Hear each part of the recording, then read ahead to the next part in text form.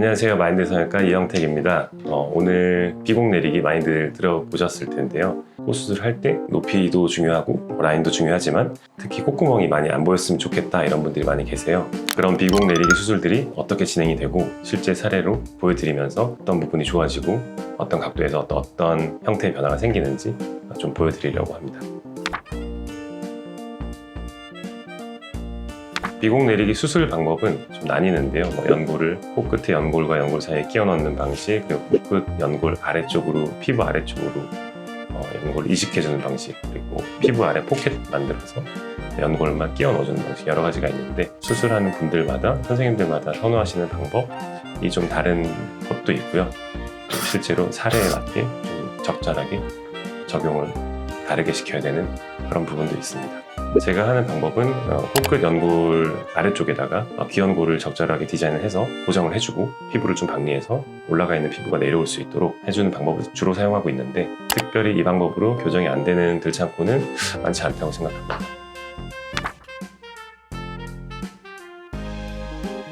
사례를 보여드리기 전에 몇 가지 설명을 해드리면, 들창코의 종류가 또 똑같이 콧구멍이 보인다고 해서 다 똑같은 들창코가 아니고요. 실제로 코 연골이 들려 있는 경우가 있고, 연골 자체가 콧구멍 연골이 너무 폭이 좁아서 들려 보이는 경우도 있고, 좁기도 하고 들려 있어서 심하게 콧구멍이 보이는 경우가 있거든요. 그런 사례에 맞게 길이 연장 수술도 하면서 연골의 위치 이동과 연골 보강 이런 것들을 같이 적절히 배합을 해서 수술을 진행하게 되고요. 첫 번째 보여드릴 케이스는 전형적으로 이제 콧날개 연골은 작고 피부는 좀 두꺼운 그런 분이었어요. 콧날개 작은 분들은 실제로 코끝하고 콧볼 사이에 이런 그루브가 좀 비치거나 심하게 좀 눌려 있거나 그런 경우들이 있거든요.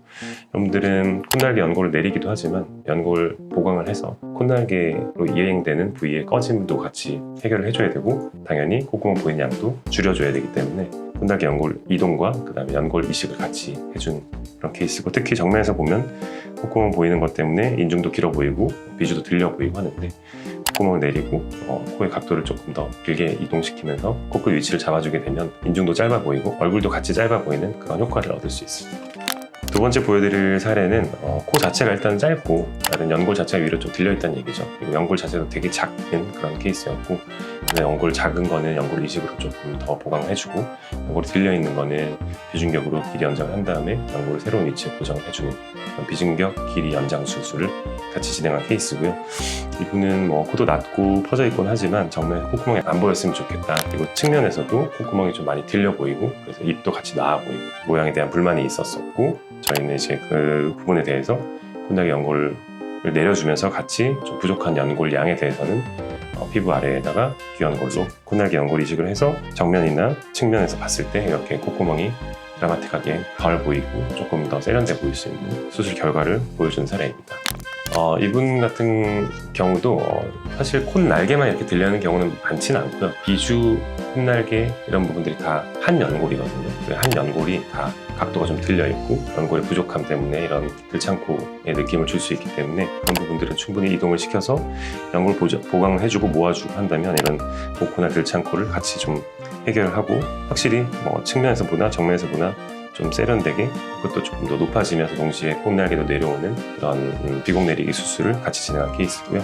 이런 분들도 너무 콧구멍을 많이 내리거나 했을 때 너무 코가 길어 보이거나 콧구멍이 너무 심하게 안 보이면 좀 답답해 보이거나 나이 들어 보이는 그런 인상을 줄 수 있기 때문에 적절한 양을 조절하는 것도 중요한 포인트가 될 수 있습니다.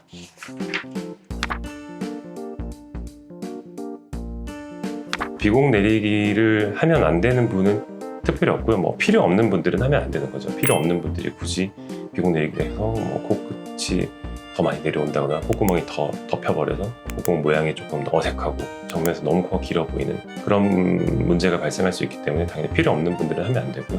그리고 코 전체적으로 들려 있지만 연골 자체 양이 풍부하거나 연골 자체 큰 경우는 비공 내리기를 따로 하지 않고 길이 연장을 조금 방향을 조절해서 끝을 내려줌으로써 비공 내리기 없이도 콧구멍이 보이는 들창코의 문제를 같이 좀 해결할 수 있습니다. 그래서 실제로 비공 내리가 필요한지 아닌지는 상담 후에 정확하게 좀 설명을 듣고 결정을 같이 하시면 좋을 것 같아요.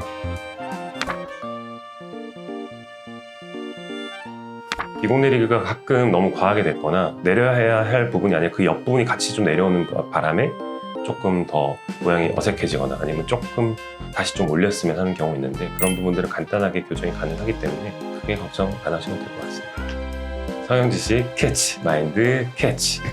오늘은 콧구멍 내리기, 비곡 내리기에 대해서 이야기를 해봤고요. 본인이 비곡 내리기에 적합한 케이스인지 그런 부분에 대해서 정확하게 판단만 하고 수술 잘 받으신다면 충분히 좋은 효과를 얻으실 수 있을 것으로 생각되기 때문에 주치의와 잘 상담하셔서 비곡 내리기 수술을 잘 받으실 수 있으면 좋겠습니다. 감사합니다.